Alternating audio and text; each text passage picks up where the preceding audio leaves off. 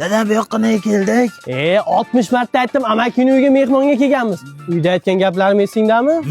Qishloqqa mehmonga borganingda mol tagiga bormaysan, dasturxonga yopishmaysan. Esimdan chiqib ketdi. Shuni bilib uyda yozib kelganman. Uyda qolsam bo'lar ekan. Amaki! Jiya. Amaki! Hojatxona qayerda? Mehmonlar kelib zo'r ish qilsalar, olinglar. Olaylikmi? Tushundim, 3-qo'yda.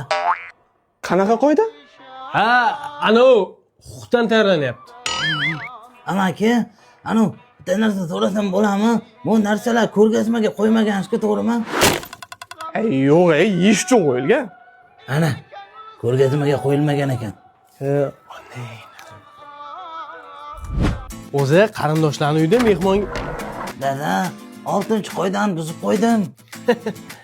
Qanaqa qoida edi u? Molxonaga bormaysan, mollar oldiga yaqinlashmaysan.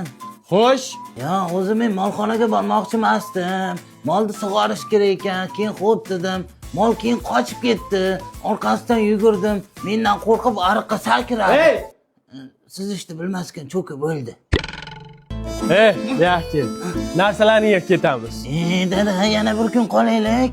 Hali Toshkentga ammam uyga ham borishimiz kerak. Ertaga taksini qayerdan topaman men? Rizoga ilovasi bor-ku, uyingizdan turib xohlagan manzilingizga olib borib qo'yadi. Ular 4 kishi olmaydi, 3 kishi oladi. Orqada ikkalamiz mazza qilib ketamiz.